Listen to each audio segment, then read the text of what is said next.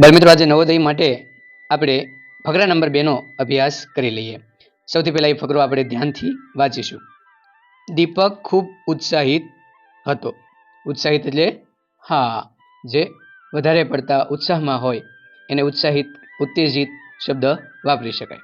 તે પોતાના કાકા અને તેમના બાળકો એટલે પોતાના કાકા અને તેમના બાળકો સાથે એટલે કે તેમના પિતરાઈ ભાઈઓ બહેનો સાથે પ્રીતા અને રિયાની સાથે રવિવારે પિકનિક પર જઈ રહ્યો હતો.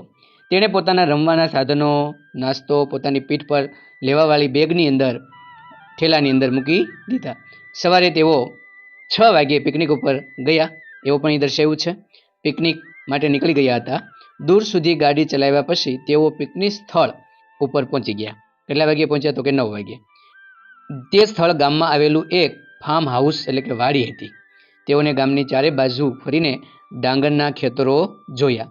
તેમણે ડાંગરના ખેતરો જોયા છે એ અહીં બતાવ્યું છે. અને તેમણે જાણ્યું કે ચોખા કેવી રીતે ઉગાડવામાં આવે છે.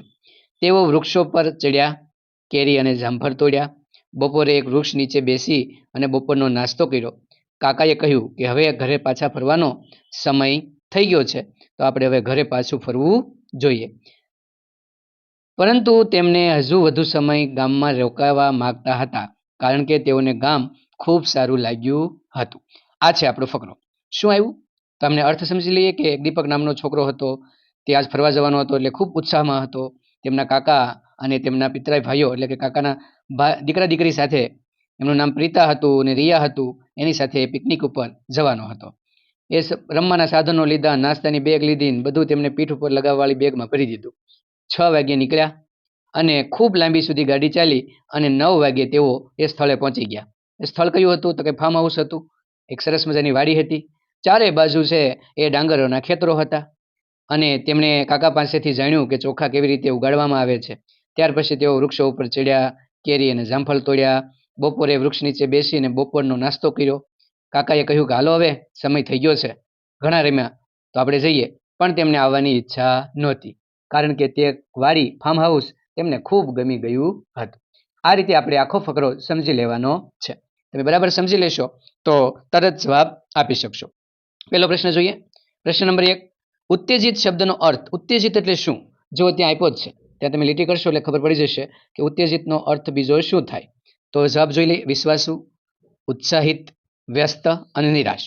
ઉત્તેજિત એટલે એકદમ ઉત્સાહમાં આવી જવું, એટલે બી જુઓ, ઉત્સાહિત. બી જવાબ આપણો સાચો છે, એટલે આપણે તેના ઉપર ગોળ કરી દઈશું. ચાલો હવે આગળ જોઈએ. પ્રશ્ન નંબર 2, દીપક અને તેના ભાઈ બહેન.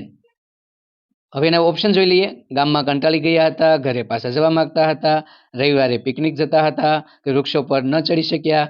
તો જો એનો જવાબ આપણે રવિવારે ક્યાં જવાના હતા એ અહીં આપ્યો છે, અંડરલાઈન કરીએ તો રવિવારે પિકનિક પર જવાના હતા. તો એવો જવાબ છે એ અહીંયા બી ની અંદર આપ્યો છે કે પિકનિક પર જવાના હતા, એટલે આપણે બી માટે જવાબ લખી અને OMR શીટની અંદર બી ઉપર ગોળ મીંડું કરી દઈશું. હવે જોઈએ પ્રશ્ન નંબર 3, દીપક પોતાના ખાલી જગ્યાની સાથે પિકનિક પર ગયો. તો આમ જ ખબર પડી જશે તમને. માતા પિતા? તો કે નહીં, માતા પિતા સાથે નહોતો ગયો. કાકા અને તેના બાળકો? તો કે હા, કાકા અને એના બાળકો સાથે ગયો હતો. ગામના દોસ્તો હતા જ નહીં. મામા અને તે પણ બાળકો નહોતા. કાકા અને તેમના બાળકો. જો અહીં આપ્યો છે એ આપણે પણ જોઈ લઈએ. કોની સાથે ગયા હતા? તો કે એ જવાબ આપણને અહીં પ્રીતા અને રિયા અહીંથી મળે છે. અહીં એના કાકાના બાળકો હતા. ત્યાંથી આપણને જવાબ મળી જાય છે. ત્યાર પછી પ્રશ્ન નંબર જોઈએ 4, પિકનિકનું સ્થળ એક ખાલી જગ્યા હતું, એટલે કે પિકનિક ક્યાં ગયા? તો કે બગીચાની અંદર? તો કે નહીં. દરિયા કિનારે? નહીં. Farm house? તો કે હા. નદી કિનારો નહોતો, એટલે ફાર્મ હાઉસ એટલે વાડી, આ એમનું પિકનિકનું સ્થળ હતું. એ પણ આપણને એની અંદર જોવા મળે છે. એ જે પેરેગ્રાફ છે એની અંદર ફાર્મ હાઉસ શબ્દ આપેલો છે, એટલે ત્યાંથી આપણે એમને મેળવી પણ શકીએ. પ્રશ્ન નંબર 5 અને અંતિમ પ્રશ્ન જોઈએ. કાકાએ દીપકને બતાવ્યું કે કેવી રીતે. કાકાએ શું બતાવ્યું? તો કેરી અને જામફળ તોડાય, એ તો જાતે તોડ્યા હતા, એમાં કાકાની મદદ નહોતી લીધી. વૃક્ષો પર પણ તેઓ જાતે ચડ્યા હતા. ઘઉં ઉગાડવામાં આવે છે તેની સમજ મેળવી જ નહોતી. ચોખ્ખા, કારણ કે ચારે બાજુ જો અહીં લખેલું હતું બપોરે તેઓ ગામની ચારે બાજુ ડાંગર વાવેલા છે, એટલે ડાંગર વાવ્યા છે અને બીજું શું કહેવાય? તો કે ચોખા. તો ચોખા કઈ રીતે ઉગાડવા એ અહીં જવાબ આપ્યો છે, એટલે ડી જવાબ સાચો છે. એટલે ડી આપણે OMR શીટની અંદર સાચો જવાબ લખીશું.